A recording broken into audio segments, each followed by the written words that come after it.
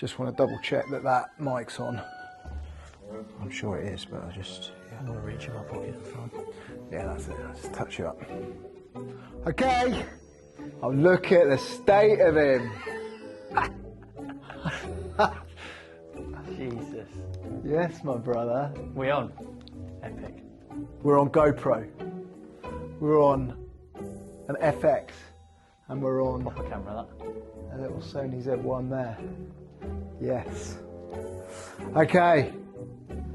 Now, mate, listen, I'm going to talk to you about what I've admired about your journey, because as you said that, you know, we got to, oh, brilliant.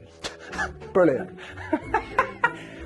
We're on a mission to discover if there's a better way.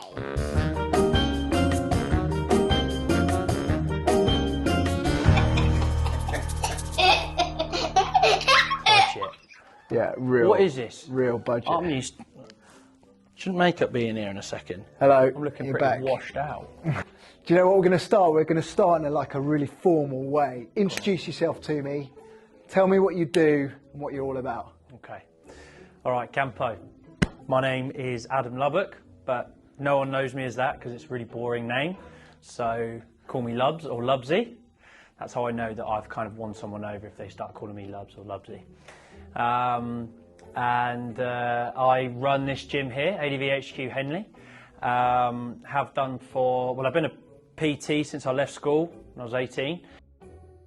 One of the things that I've loved about your journey is your journey. So I feel like I was on board, you know, when this was a little tiny gym, and you know, straight away the thing that I really enjoyed about your vision is it felt like it was all based on community, right? How do you think about community in the context of health and fitness?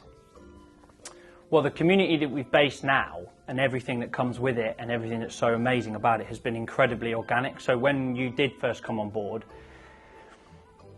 it wasn't at the forefront of my mind that, you know, it wasn't that I didn't want a community, but I was just a young kid wanting to just do more sessions, you know, just to sort of make a buck. And then I suppose I started, you know, I played sport all my life, and they're mini communities within themselves. You know, sport team can be incredibly powerful vehicles for community and friendship and support and all that shit. And so as I saw these groups starting to develop, I started to see that there was something far stronger than just sitting on a bike or moving some dumbbells. You know, people were starting to develop relationships, having gone through a similar experience. This sort of shared experience and the power of a shared experience leading to a positive outcome that leads to an environment that makes it easier to continuously make those decisions where it's, you know, you're not fighting against the grain. Because of course health, I suppose this is another thing about it, is that, you know, being healthy still requires quite a lot of you to go against the grain. You know, the general grain of the nation, of life, is not geared towards health. Making healthy choices, trying to form behaviours that can benefit your health, can often be difficult because it's usually met with a bit of resistance by your immediate environment, because quite honestly it usually shines a mirror up to the fact that they're not doing it. And you know, it takes a very strong-willed person to go against everyone and be like, no, fuck this, I'm going to go to the gym at 6 a.m. I'm off. But of course, when you can create a community of people that you don't have to go against, in fact, not only do you not have to go against, they are all encouraging you as well as you encouraging them, all of a sudden this upward spiral just gets put into hard drive. Like I say, it's all happened very organically, everything about it, and I suppose that's part of the beauty of it. In many ways, the journey that you've gone on is the life journey that we're kind of going on, right? Like we haven't got the answers yet. You haven't got a full, you don't know exactly what's going to be like in 4 years, but you know it's going to be pretty great if you just keep doing good things. Yeah, correct, hopefully. correct. We've got a lot of questions that we're going out there to answer, and you know, the big step is kind of doing it. Like your biggest step was probably first opening the doors of a little tiny shed here Yeah. And now look where you are now. Exactly. Do you know what I mean? It's that I feel the real affiliation between us with. You've been a big supporter verbally and also, you know, physically, emotionally, in every way about our journey. I have been a massive fan about this since day one, but I hadn't really stopped and thought about exactly why. And I thought, oh, maybe it's just because I like Campo and he's a legend, you know, it's going to be, and his kids are great, whatever. But I sort of had this feeling, and I'm just massively attracted to people who do things differently. You know, like, I was immediately repulsed by the thought of university, basically because everybody else was going. You know, there's like lots about uni that I really could have quite enjoyed, loads of sport, you know, you're basically living with your mates and you're essentially just like getting pissed and shagging for 3 years, which is like, I'm all for. Not now, but, you know, I would have been when I was 18, 19. But I was just like, no, everyone else is doing it, I've got to get away. And, you know, and they were like, what are you going to do, get a job? And I was like, no, I'm going to start a business. And they were like, you're 18? I was like, I know, it's different. Let's see what happens. So, and that's, you know, that's what you're doing. Like, it, and the reality is, if we, as like a race, society, whatever you want to call it, just keep doing what we're doing, it just isn't going to end well. I don't know exactly how, but we're going to implode, we're going to explode, we're going to kill each other, or something's going to kill us, or you know, like, it's just not going to end well. So some, you know, like, and it's going to be people like you that get us out of this, because they're going to be thinking outside the box and doing things differently. And like you say, you don't have all the answers. And somehow this specific trip may not work, but the principle of we have to find a different way and a better way is just like a massively attractive prospect. And particularly to me, because I like that sort of stuff, you know, the whole sort of go to school, do your A-levels, go to uni, get a job, get married, die. I'm just like so not for whatsoever.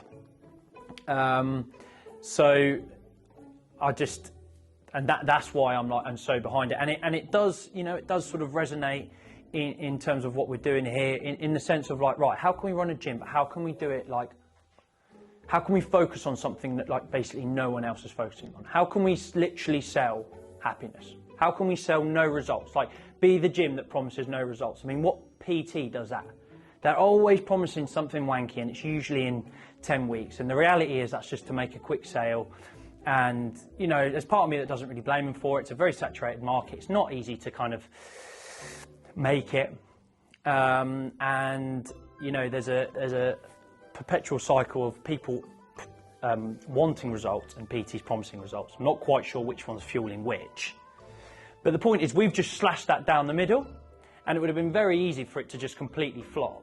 Or I just know that as long as you're sort of not going with the grain in some way or another, it's going to benefit you somewhere, somehow. And it might not be the exact way that you thought it, but, you know, at the very worst, you're just going to learn so much, and you're going to narrow down your own dreams and ambitions even more, because you'll take this principle of finding a better way, and it will go into something else. Yeah. I do think it will work, but that's just the principle of like, we can't keep doing this stuff because it's you know, it's not going well. You know, like, I always think, imagine if we like defrosted like an early human and we brought him back to today, and we were like explaining stuff, and we were like, you know, how he was like, how's it all going? And we were like, yeah, it's all right. I mean, most of us are unhealthy, quite a lot of us are overweight, loads of us are depressed, like the world's kind of dying. And he was like, oh, right, why do you think that is? And we're all still kind of scratching our heads. And so we take him round like a day in the life, and we're like, right, so this is my seat here, right? And I sit here for like 40 hours a week, and then I sort of do things, I don't really care about it, to be honest. It sort of does my head in, and then I go home, and he's like, what, like all day, you just sit here all day? Don't go for like a run or like, no, he's like, nah, canteen's downstairs. He's like, okay. What do you do like when you're not doing this? And he's like, oh, well, we drink this stuff. It's called alcohol. And it like, he's like, wicked, does it make you feel better? And he's like, well, it does at the time, but then makes you feel worse the next day.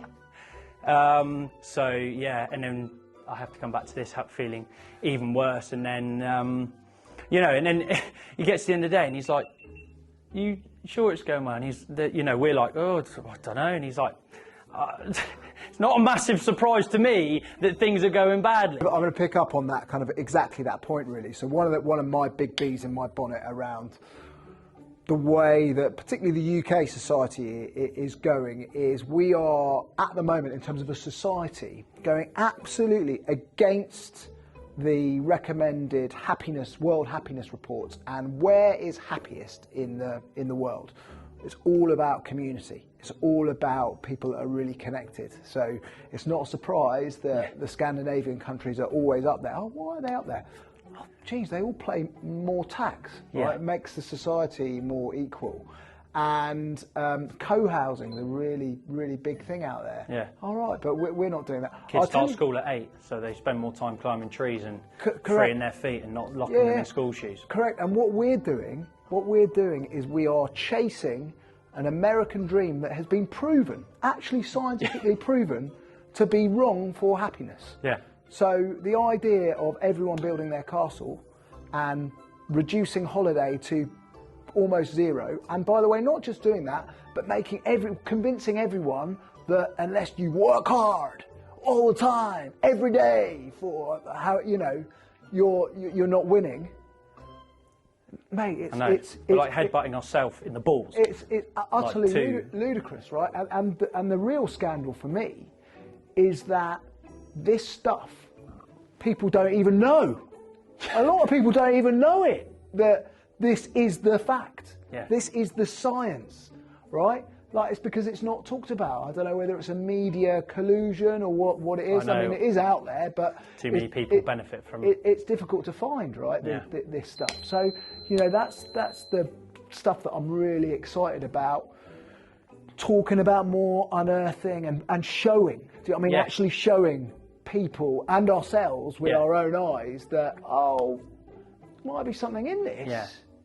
We're going to put ourselves out there and explore that, because what is there to lose in that? Well, there's certainly nothing to gain doing what we're doing now. Yeah, absolutely. But right, let's move on to talking about your views around health and fitness and that connection with happiness. So if you're PM, all right, or someone in a position of massive influence, how do we get the world understanding that physical activity and movement is beneficial to happiness and everything, right? What is it that we can do to help people with that? Too big? It's not too big, but it's been made very difficult from so long not, valuing it. I think people massively, we're on a massive mental health kick, which is brilliant.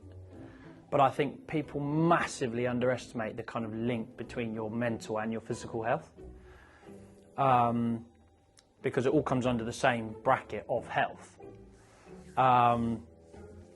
So, look, there are enough Premiership footballers who have come out with depression to show that it's not just being about physically healthy that sorts your brain out, but same way around. How can you possibly expect to be mentally sound if you're physically unhealthy? It doesn't make any sense whatsoever.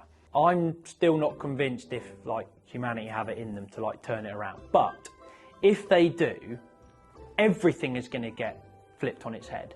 And I genuinely believe in the next 100, 150 years, alcohol will be gone, meat will basically be gone, exercise will be like brushing your teeth, and it will be like you'll be ridiculed beyond belief if you don't. It will be like going to school. You will do it. And these all seem like radical ideas, but something radical has to be done because it ain't fucking working at the minute. But where you start with that, where you start really has to just be with, the next generation and the kids. And I do feel like that is happening more and more.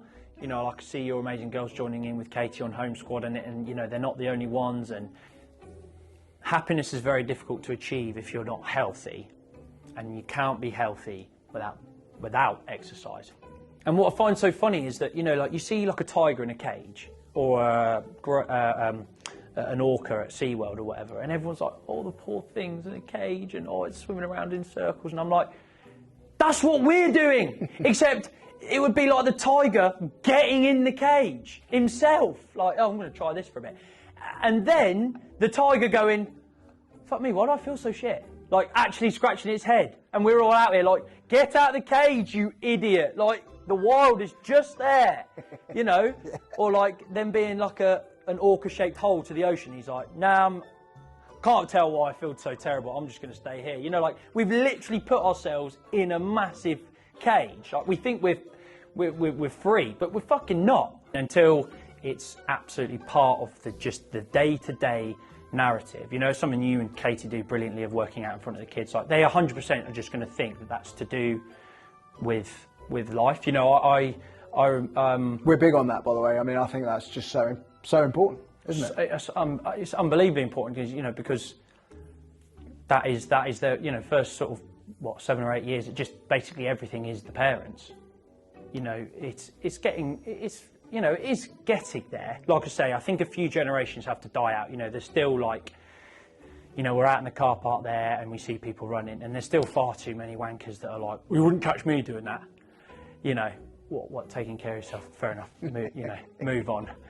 Or like, you know, rather them than me, and I'm like, yeah, me too, fuck off. You know, so, do you know what I mean? Like, people like that, I'm not saying they need to die now, but I'm saying that whole attitude. They will die. They anyway. will, I mean, they will, fairly, probably fairly earlier. soon. Yeah, probably a lot earlier. But, you know, like, it's that sort of, I think that attitude will die along with it. You know, there's plenty of people my generation that have that attitude too, so we've probably still got a way to go, but I think really, yeah, like I say, it's just, again, it's why I love what you're doing, because something radical has to happen, and the idea is that, you know, like I say, if I was to sort of go around saying alcohol's going to be extinct in 100 years, people just think you're absolutely bonkers, and it might not be, and the same with meat, and same with exercise, and the same with anything that we consider sort of normal nowadays. Yeah, it might not, you're right, so it might be so ingrained it might not, but if things haven't changed massively in not a long period of time, we are cooked, mate. Yeah. We are cooked. Like, the planet's on its deathbed and we are just fucking standing on its head. Like, have you had enough yet? You know what I mean? Yeah. So, yeah. It's... I hear you, brother. Listen, mate, I don't know how long we've been speaking for, but it's been... Well, we love a Guinness, don't we, me and you? So. Yeah, it's been a while. But the way I'm going to end this is by just thanking you, because you've been massive for Katie and I in terms of our fitness and health journey. We've loved being a part of ADVHQ. Also, it means a lot that you guys are on board with our trip and have helped us along with that. I'm looking forward to you guys following the trip as we go, and sort of, you know, continuing that friendship and that kind of unity that we've got through our ideas and the way we think about life is fucking cool. The phrase "fortune favours the bold," you know, it's said too often, but this is going to work one way or another. Do you know what I mean? Like, it's going to work one way or the other, even if it's just the most epic experience that you use and help with your life, you know, in this polar bear desert that we're living in.